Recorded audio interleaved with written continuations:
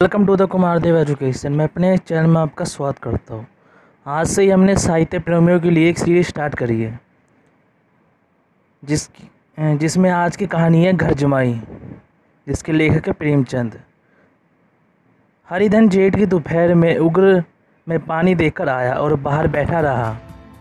घर में घुसा उठता नजर आता था, छिन छिन की आवाज़ भी आ रही थी। उसके दोनों साले उसके बाद आए और घर में चले गए। दोनों सालों के लड़के भी आए और उसी तरह अंदर दाखिल हो गए, पर हरिधन अंदर ना जा सका। इधर एक महीने से उसके साथ यहाँ जो बर्ताव हो रहा था, और विशेषकर कल उसे जैसी फटकार सुननी पड़ी थी, वह उसके पाँव में बेड़िया सी डाले हुए था। कल उसकी सास ही ने तो कहा था, मेरा जी तुमसे भर गया, मैं तुम्हारी ज़िंदगी भर का ठेका लिए बैठी हूँ क्या। और उससे बढ़कर अपनी स्त्री की निष्ठुरता ने उसके हृदय के टुकड़े टुकड़े कर दिए थे। वे बैठी यह फटकार कर सुनी रही। एक बार तो उसके मुंह से निकला, अम्मा तुम क्यों इसका अपमान कर रही हो। बैठी खटखट सुनती रही।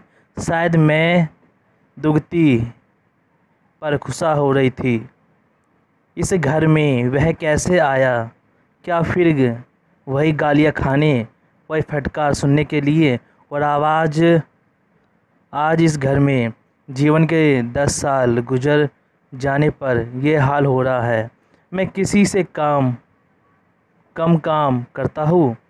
दोनों साले में मीठे नींद से सो रहते हैं और मैं बैलों को सानी पानी देता हूँ, छाटी काटता हूँ। वहाँ सब लोग पल पल पर चिलम पीते हैं। मैं आँख बंद किए अपने काम में लगा रहता हूँ। साया समय घर वाले गाने बजाने चले जाते हैं। मैं घड़ी रात तक गाय भैंस धुलाता रहता हूँ। इसका यह पुरस्कार मिल रहा है कि कोई खाने को भी नहीं पूछता, उल्टे गालियाँ मिलती है। उसकी स्त्री घर से ढोल लेकर निकलती है और बोली, जरा इसे कुएं से खींच लो, एक बूंद पानी नहीं है। हरिधन ने ढोल लिया और कुएं से पानी भर लाया। उसे जोर की भूख लगी हुई थी। समझा अब खाने को बुलाने आवेगी, मगर स्त्री डोल लेकर अंदर गई तो वहीं ही हो रही। हरिधन यथा मंदा सुधा से व्याकुल पड़ा सो गया। सहसा उसकी स्त्री गुमानी ने आकर उसे जगाया। हरिधन ने पड़े पड़े कहा, क्या है, क्या पड़ा भी ना रहने देगी या और पानी चाहिए? गुमानी खुट स्वर में बोली, गुर्राते क्या हो, खाने को तो बुलाने आई हूँ। हरिधन ने देखा उसके दोनों साले और बड़े बेटे के दोनों लड़के भोजन किए चले जा रहे थे। उसकी देह में आग लग गई। मेरी अब ये नौबत पहुंच गई कि इन लोगों के साथ बैठकर खा भी नहीं सकता। ये लोग मालिक हैं, मैं उसकी झूठी थाली चाटने वाला हूँ। मैं इनका कुत्ता हूँ जिसे खाने के बाद एक टुकड़ा रोटी डाल दी जाती है। यही घर है। वहाँ आज से 10 साल पहले उसका कितना आदर सत्कार होता था। साले गुलाम बने रहते थे। सास मुँह चोहरती रहती थी। स्त्री पूजा करती थी। अब उसके पास रुपए थे, जायदाद थी। अब वह दरिद्र है। इसकी सारी जायदाद को इन्हीं लोगों ने कूड़ा कर दिया। अब उसे रोटियों के भी लाले हैं। उसके जी में एक ज्वाला सी उठी कि इसी वक्त अंदर जाकर सास और सालों को भिगो भिगो कर लगाए, पर ज़बरदस्त जस्त करके रह गया। पड़े पड़े बोला, मुझे भूख नहीं है, आज ना खाऊंगा। गुमानी ने कहा, ना खाओ मेरी बला से, हाँ नहीं तो खाओगे तुम्हारे ही पेट में जाएगा, कुछ मेरे पेट में थोड़ी नहीं जाएगा। हरिधन का क्रोध आंसू बन गया। यह मेरी स्त्री है जिसके लिए मैंने अपना सर्वस्व मिट्टी में मिला दिया। मुझे उल्लू बनाकर ये सब अब निकाल देना चाहते हैं। वह अब कहाँ जाए, क्या करे। उसकी सास आकर बोली, चल कर खा क्यों नहीं लेते जी, रूठते किस पर हो। यहाँ तुम्हारे नखरे सहने को किसी में बूता नहीं है। जो देते हो वह मत देना, और क्या करोगे, मुझसे बेटी ब्याही है, कुछ तुम्हारी जिंदगी का ठीका नहीं लिया है। हरिधन ने मरहत होकर कहा, हाँ माँ, मेरी भूल थी कि मैं यही समझ रहा था। अब मेरे पास क्या है कि तुम मेरी ज़िंदगी का ठेका लोगी। अब मेरे पास भी धन था, तब सब कुछ आता था। अब दरिद्र हूँ, तुम क्यों बात पूछोगी। बूढ़ी सास मुँह फुलाकर भीतर चली गई। बच्चों के लिए बाप एक फालतू सी चीज़, एक विलास की वस्तु है, जैसे घोड़े के लिए चने और बाबुओं के लिए मोहन भोग। माँ रोटी दाल है, मोहन भोग उम्र भर ना मिले तो इसका नुकसान है, मगर एक दिन रोटी दाल के दर्शन ना हो तो फिर देखिए क्या हाल होता है। पिता के दर्शन कभी कभी शाम सवेरे हो जाते हैं।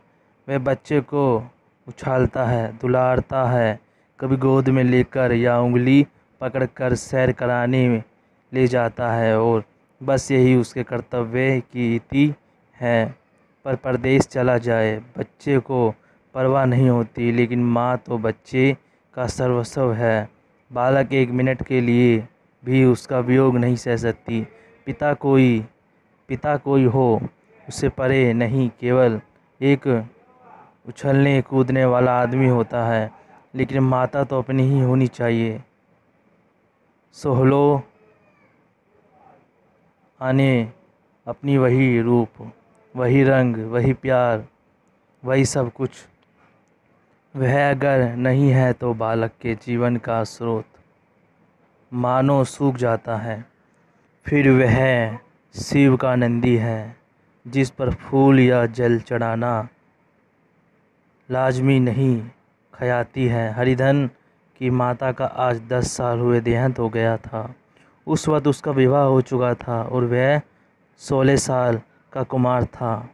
पर माँ के मरते ही उसे मालूम हुआ मैं कितना निसहाय हूँ, जैसे उस पर उसका कोई अधिकार ही ना रहा हो।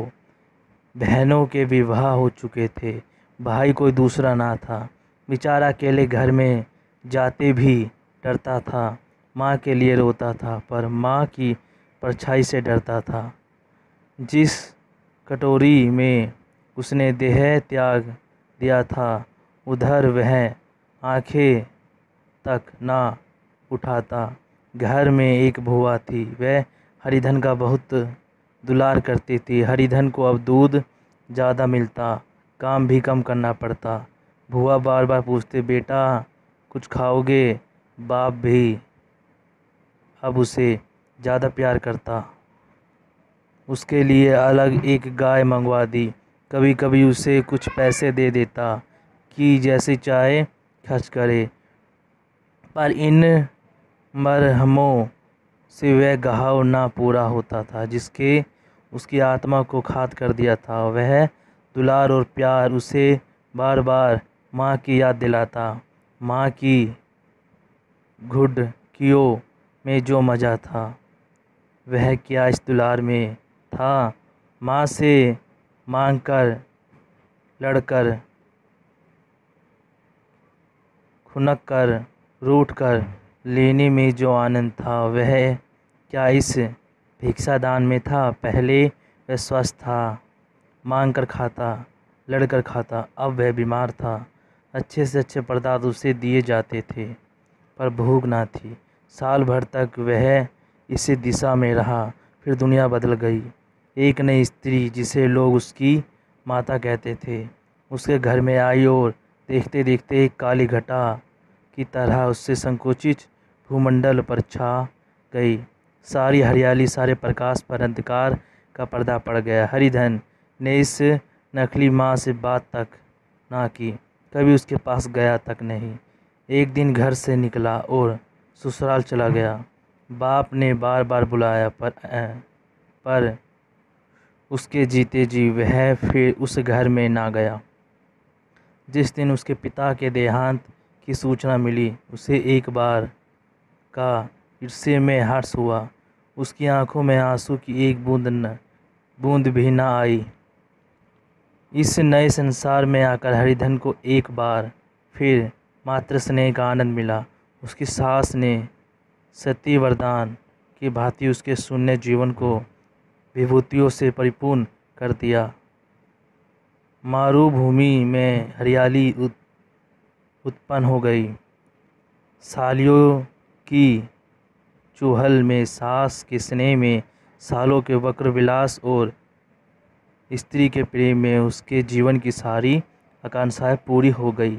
सास कहती, बेटा तुम इस घर को अपना ही समझो, तुम्हारी मेरी आंखों के तारे हो। वह उसे अपने लड़कों की बहुओं की शिकायत करती। वह दिल में समझता था, सास जी मुझे अपने बेटे से भी ज़्यादा चाहती है। बाप के मरते ही वह घर गया और अपने हिस्से की जायदाद को कूड़ा करके रुपयों की थाली लिए हुए आ गया। अब उसका दूना आदर सत्कार होने लगा। उसने अपनी सारी संपत्ति सास के चरणों में अर्पण करके अपने जीवन का सार्थक कर दिया। अब तक उसे कभी कभी घर की याद आ जाती थी। अब भूलकर भी उसकी याद न आती, मानो वह उसके जीवन का कोई भीषण कांड था। उसे भूल जाना ही उसके लिए अच्छा था। वह सबसे पहले उठता, सबसे ज़्यादा काम करता। उसका मनोयोग, उसका परिश्रम देखकर गांव के लोग दांतों तले उंगलियां दबाते थे। उसके ससुर का भाग पखनारते, जैसे ऐसा दामाद मिल गया। लेकिन ज्यों ज्यों दिन गुजरते गए उनका मान सम्मान घटता गया। पहले देवता, फिर घर का आदमी, अंत में घर का दास हो गया। रोटियों में भी बाधा पड़ गई, अपमान होने लगा। अगर घर के लोग भूखे मरते और साथ ही उसे भी मरना पड़ता तो उसे जरा भी शिकायत ना होती। लेकिन जब देखता और लोग मूंछों पर ताव दे रहे हैं, केवल वे ही दूध की मक्खी बना दिया गया हो, तो उसके अंतस्थल से एक लंबी ठंडी आह निकल आती। अभी उसकी उम्र 25 ही साल की तो थी। इतनी उम्र इस घर में कैसे गुजरेगी। और तो और उसकी स्त्री ने भी आंखें फेर ली। यह उस विपत्ति का सबसे क्रूर दृश्य था। हरिधन तो ऊपर भूखा प्यासा चिंतादाह में जल रहा था। इधर घर में सास जी और दोनों सालों में बातें हो रही थी। गुमानी भी हाँ में हाँ मिलाती जाती थी। बड़े साले ने कहा, हम लोगों की बराबरी करते हैं, ये नहीं समझते कि किसी ने उसकी ज़िंदगी भर का बीड़ा थोड़े ही लिया है। 10 साल हो गए, इतने दिनों में क्या 2-3 हज़ार ना हड़प गए होंगे। छोटे साले बोले, मंजूर हो तो आदमी धड़के भी, अटके भी। अब उससे कोई क्या कहे, ना जाने इसने कभी पिंड छूटेगा भी या नहीं। अपने दिल में समझते होंगे, मैंने 2 साल 2000 रुपये नहीं दिए, यह नहीं समझते कि उनके 2000 कब के उड़ चुके। सवा शेर तो एक जून को चाहिए।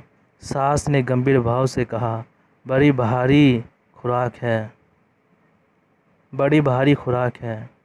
गुमानी माता के सिर से जूं निकाल रही थी। सुलगते हुए हृदय से बोली, निकम्मे आदमी को खाने के सिवा और क्या रहता है। बड़े खाने की कोई बात नहीं है, उसकी जितनी भूख हो उतना खाया, लेकिन कुछ पैदा भी तो करना चाहिए। यह नहीं समझते कि पनपाई में किसी के दिन कटे हैं। छोटे, मैं तो एक दिन कह दूंगा, अब मेरी राह लीजिए, आपका कर्जा नहीं खाया है। गुलामी घर वालों की ऐसी ऐसी बातें सुनकर अपने पति के द्वेष करने लगी थी। अगर वह बाहर से 4 पैसे लाता तो इस घर में उसका कितना मान सम्मान होता। वह भी रानी बनकर रहती। ना जाने क्यों कहीं बाहर जाकर कमाते उसकी नानी मरती है। गुलामी की मनुस्मृति अभी तक बिल्कुल बालपन की सी थी। उसका अपना कोई घर ना था। उसी घर का हित उसके लिए प्रधान था। वह भी इन्हीं शब्दों में विचार करती, इस समस्या को इन्हीं आँखों से देखती जैसे उसके घर वाले देखते थे। सच तो 2000 रुपये में क्या किसी को मोल ले लेंगे। 10 साल में 2000 होते ही क्या है, 200 ही तो साल भर के हुए। क्या 2 आदमी साल भर के 200 भी ना खाए। फिर कपड़े लत्ते दूध घी सभी कुछ तो है।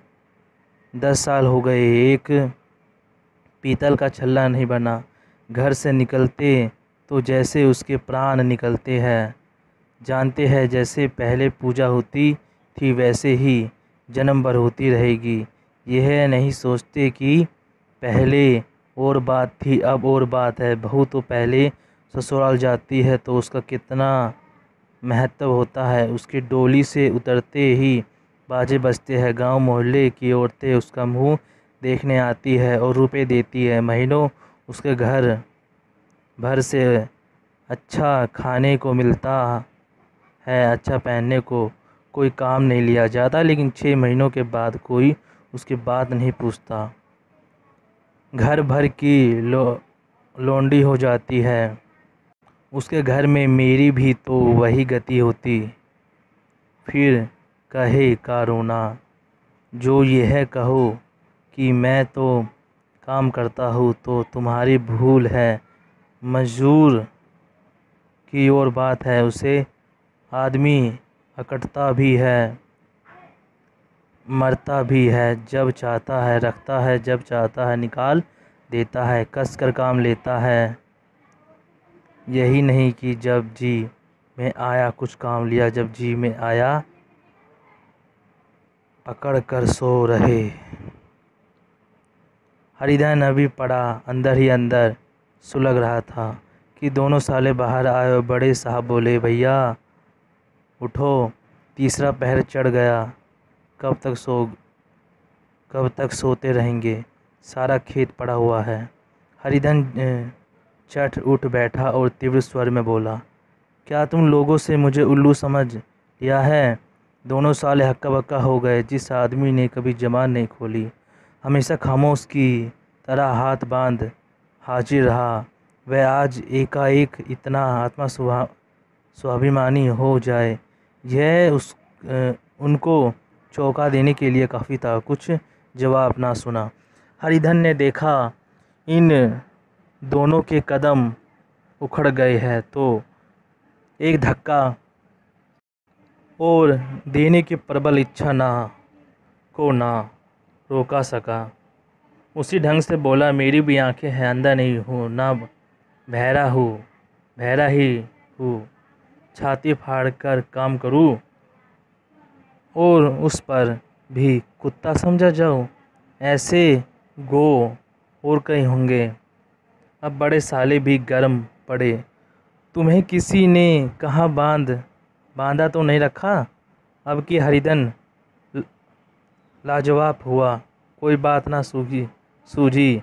बड़े ने फिर उसी ढंग से कहा, अगर तुम वहाँ चाहो कि जन्म भर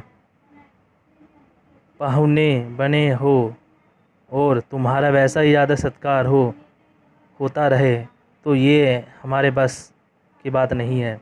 हरिधन ने आंख निकाल कर, वहाँ क्या मैं तुम लोगों से काम करता हूँ? बड़े, यह कौन कहता है हरिधन? तो तुम्हारे घर की नीति है कि जो सबसे ज़्यादा काम करे वही भूखम मारा जाए। बड़े, तुम खुद खाने नहीं आए, क्या कोई तुम्हारे मुंह में कोर डाल दे? हरिधन ने होठ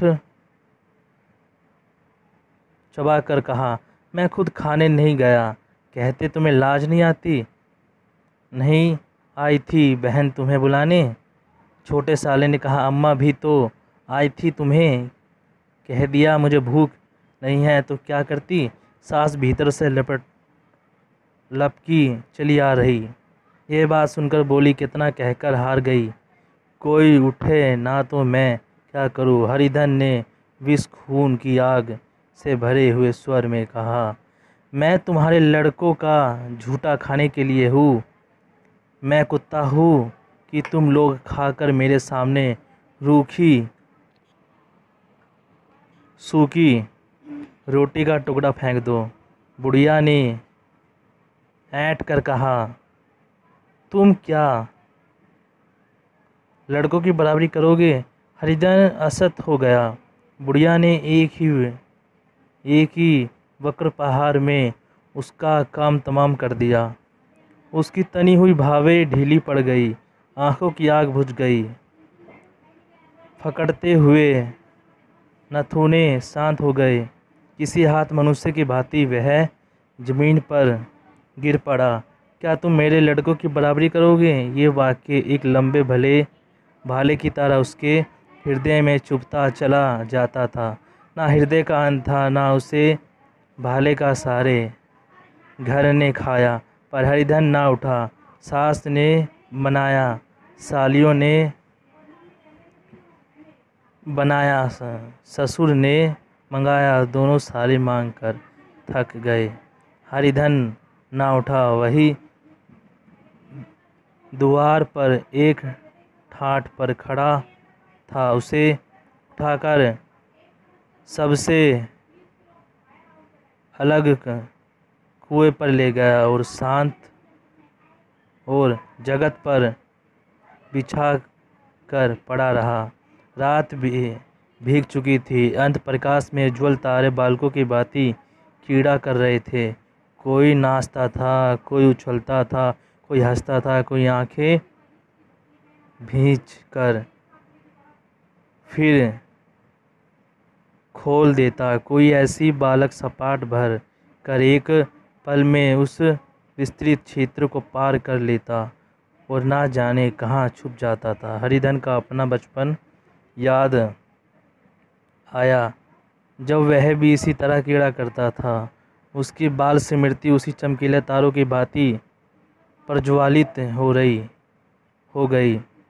वह अपना छोटा सा घर, वह आम के बाग, वहाँ के कैरिया चुना करता था, वह मैदान, वहाँ पर वह बकड़ी खेला करता था, सब उसे याद आने लगे। फिर अपनी स्नेह भरी ममता की सदैव मूर्ति उसके सामने खड़ी हो गई। उन आँखों में कितनी करुणा थी, कितनी दया थी। उसे ऐसा जान पड़ा मानो माता आँखों में आंसू भरे उसे छाती से लगा लेने के लिए हाथ फैलाए उसकी ओर चली आ रही है। वह उस मधुर भावना में अपने को भूल गया। ऐसे जान पड़ा मानो माता ने उसे छाती से लगा लिया और उसके सिर पर हाथ फेर रही है। वह रोने लगा, फूट फूट कर रोने लगा। उसी आत्मा सम्मोहित दशा में उसके मुंह से वह शब्द निकला, माँ तुमने मुझे इतना भुला दिया, देखो तुम्हारे लाल की क्या दशा हो रही है। कोई उसे पानी को भी नहीं पूछता। क्या जहाँ तुम हो वहाँ मेरे लिए जगह नहीं है। सहसा गुमानी ने आकर पुकारा, क्या सो गए तुम नौज, किसी को ऐसा राक्षसी नींद आए, चलकर खा क्यों नहीं लेते, कब कोई तुम्हारे लिए बैठा रहे। हरिधन उस कल्पना जगत से क्रूर प्रत्यक्ष में आ गया। वहीं कुएं की जगत थी, वही फटा हुआ टाट, और गुमानी सामने खड़ी रह गई थी। कब तक तुम्हारे लिए बैठा रहे। हरिधन जे उठ बैठा और मानो तलवार म्यान से निकाल कर बोला, भला तुम्हारे मेरी सुध तो आई, मैंने तो कह दिया था मुझे भूख नहीं है। गुलामी तो के दिन ना खाओगे, अब इस घर का पानी भी ना पीऊँगा। मुझे मेरे साथ चलना है या नहीं। दृढ़ संकल्प के भरे हुए इन शब्दों को सुनकर गुलामी सहस उठी, बोली, कहाँ जा रहे हो। हरिधन ने मानो नशे में कहा, तुझे इससे क्या मतलब, मेरे साथ चलेगी या नहीं। फिर पीछे से ना कहना, मुझसे कहा नहीं। गुलामी आपत्ति के भाव से बोली, तुम बताते क्यों नहीं कहाँ जा रहे हो। तू मेरे साथ चलेगी या नहीं। जब तक तुम बता ना दोगी मैं नहीं जाऊंगा। तो मालूम हो गया तू नहीं जाना चाहती। मुझे इतना ही पूछना था। नहीं, अब तक मैं आधी दूर निकल गया होता। ये कहकर वह उठा और अपने घर की ओर चलता। गुलामी पुकारती रही, सुन लो, पर उसने पीछे फिर कर भी ना देखा। 30 मील की मंजिल हरिधन ने 5 घंटों में तय की। जब वह अपने गांव की अरमाइयों के सामने पहुंचा तो उसकी मृत भावना उषा की सुनहरी गोद में खेल रही थी। उन वृक्षों को देखकर उसका विवल हृदय नाचने लगा। मंदिर का वह सुनहरा कलश देखकर वह इस तरह दौड़ा मानो एक छलांग में उसके ऊपर जा पहुंचेगा। वह बेग में दौड़ा जा रहा था, मानो उसकी माता गोद फैलाए उसे बुला रही हो। जब वह आमों के बाग में पहुंचा, जहां डालियों पर बैठकर वह हाथी की सवारी का आनंद पाता था, जहां की कच्ची बेरों और लिसोड़ों में एक स्वर्गीय स्वाद था, तो वह बैठ गया और भूमि पर सिर झुकाकर रोने लगा, मानो अपनी माता को अपनी विपत्ति कथा सुना रहा हो। वहाँ की वायु में, वहाँ के प्रकाश में मानो उसकी विराट रूमनी माता व्याप्त हो रही थी। वहाँ की उंगुल उंगुल भूमि माता के पद चिन्हों से पवित्र थी। माता के स्नेह में डूबे हुए शब्द अभी तक मानो प्रकाश में गूंज रहे थे। इस वायु और इस आकाश में न जाने कौन सी जीवनी थी, जिसने उसके शोकत हृदय को बालोत्साह से भर दिया। वह एक पेड़ पर चढ़ गया और आर से आम तोड़ तोड़ कर खाने लगा। सास की वह कठोर शब्द, स्त्री का वह निकुर अखाद, वह सारा अपमान वह भूल गया। उसके पाँव फूल गए थे, तलवों में जलन हो रही थी, पर इस आनंद में उसे किसी बात का ध्यान न था। सहसा रख वाले ने पुकारा, वह कौन ऊपर चढ़ा हुआ है रे। उत्तर, अभी नहीं तो ऐसा पत्थर खींचकर मारूंगा कि वहीं ठंडे हो जाओगे। उसने कई गालियाँ भी दी, इससे फटकार कर, और इन गालियों में इस समय हरिधन को अलौकिक आनंद मिल रहा था। वह डालियों में छुप गया, कहीं आम काट काट कर नीचे गिराए और ज़ोर से ठाठा मारकर हंसा। ऐसा उल्लास में से भारी हुई हंसी उसने बहुत दिन से न हंसी थी। रखवाले को वह हंसी परिचित सी मालूम हुई, मगर हरिधन वहाँ कहाँ, वहाँ तो ससुराल की रोटियां तोड़ रहा है। कैसा हंसोड़ा था, कितना चिलबिला। न जाने बेचारे का क्या हाल हुआ। पेड़ की डाल से तालाब में कूदा पड़ता था। अब गांव में ऐसा कौन है? डांट कर बोला वह। बैठे बैठे हंसोगे तो अगर सारी हंसी निकाल दूंगा, नहीं सीधे से उतर जाओ। वह गालियाँ देने जा रहा था कि एक कुठली आकर उसके सिर पर लगी, जिस सहलाता हुआ बोला, ये कौन शैतान है? नहीं मानता, ठहर तो, मैं आकर तेरी खबर लेता हूँ। उसने अपनी लकड़ी नीचे रख दी और बंदरों की तरह छटपट ऊपर चढ़ गया। देखा तो हरिधन बैठा मुस्कुरा रहा है। चकित होकर बोगो बोला, अरे हरिधन, तुम यहाँ कब आए? इस पेड़ पर कब बैठे हो? दोनों बचपन सगा वही गले मिले। वहाँ कब आए? चलो घर चलो भले आदमी, क्या वहाँ आम भी मायसर ना होते थे? हरिधन ने मुस्कुरा कर कहा, करूँ, इन आमों में जो स्वाद है वह और कहीं के आमों में नहीं है। गांव का क्या रंग ढंग है मारू, जब चैन चान है भाया। तुमने तो जैसे नाता ही तोड़ लिया। इस तरह कोई अपना गांव घर छोड़ देता है?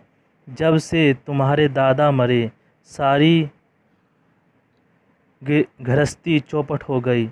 दो छोटे छोटे लड़के हैं, उनके लिए क्या होता है? हरिधन, मुझे अब उस गृहस्थी में क्या बसता है भाई? मैं तो अपना ले दे चुका, मंजूरी तो लेगी ना? तुम्हारी गैया मैं ही चरा दिया करूँगा, मुझे खाने को दे देना। मंगरू ने अविश्वास के भाव से कहा, अरे भाया, कैसी बात करते हो? तुम्हारे लिए तक जान हाजिर है क्या? ससुराल में अब ना जाए रहेगे? कोई चिंता नहीं, पहले तो तुम्हारा घर ही है, उसे संवारो। छोटे छोटे बच्चे हैं, उनको पालो। तुम नई अम्मा से नेहक डरते थे, बड़ी सीधी है बेचारी, बस अपनी ही माँ समझो। तुम्हें पाकर तो निहार हो जाएगी। अच्छा, घरवाली की भी तो लाओगे? हरिधन, उसका अब मुँह ना देखूंगा, मेरे लिए वे मर गई। मरू तो दूसरी सगाई हो जाएगी। अब की ऐसी मेहरिया ला दूंगा कि उसके पैर धो धो के पियोगे। लेकिन कहीं पहली भी आ गई तो? हरिधन, वह ना आएगी। हरिधन अपने घर पहुंचा तो दोनों भाई भैया आए कहकर भीतर दौड़े और माँ को खबर दी। उस घर में कदम रखते ही हरिधन को ऐसी शांति महिमा का अनुभव हुआ मानो वह अपनी माँ की गोद में बैठा हुआ है। इतने दिनों ठोकरें खाने से उसका हृदय कोमल हो गया था। जहाँ पहले अभिमान था, आग्रह था, हिकड़ी थी, वहाँ अब निराशा थी, अपराजय थी और याचना थी। बीमारी का जोर कम हो चला था। अब उस पर मामूली दवा भी असर कर रही थी। केले की दीवारें छिद चुकी थी, अब उसमें घुस जाना असह्य ना था, वही घर जिसे वह एक दिन विरक्त हो गया था अब गोद फैलाए उसे आश्रय देने को तैयार था। हरिधन का नर्वलम मन यह आश्रय पाकर मानो तृप्त हो गया। शाम को विमता ने कहा, बेटा तुम घर आ गए, हमारे धन भाग। अब इन बच्चों को पालो। माँ का नाता ना सही, बाप का नाता तो है ही। मुझे एक रोटी दे देना, खाकर एक कोने में पड़ी रहूँगी। तुम्हारी अम्मा से मेरा बहन का नाता है, उस नाते से भी तो तुम मेरे लड़के हो। हरिधन की मातृविला आँखों में विमरता के रूप में अपनी माता के दर्शन हुए। आँख एक एक कोने में मातृ स्मृतियों की छटा चांदनी की भांति छिपकी हुई थी। विमता का ब्रॉड मुखमंडल भी उसी छटा से रचित था। दूसरे दिन हरिधन फिर कंधे पर हल रखकर खेत चला गया। उसके मुंह पर उल्लास था और आंखों में गर्व। वह अब किसी का आश्रय नहीं था, आश्रयदाता था। किसी के द्वार का भिक्षु नहीं, घर का रक्षक था। एक दिन उसने सुना गुनामी ने दूसरा घर कर लिया। माँ से बोला, तुमने सुना काकी, गुमनामी ने घर कर लिया। काकी ने कहा, घर कर लिया? क्या घर कर लेगी? ठट्टा है, बिरादरी में ऐसा अंधेरा, पंचायत नहीं अदालत तो है। हरिधन ने कहा, नहीं काकी, बहुत अच्छा हुआ। ला महाबीरजी को लड्डू चढ़ाओ। मैं तो डर रहा था कहीं मेरे गले ना पड़े। भगवान ने मेरी सुन ली।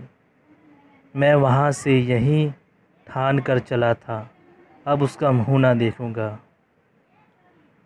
अगर ये कहानी आपके दिल को छू जाती है तो इस कहानी को लाइक करें, चैनल को सब्सक्राइब करें।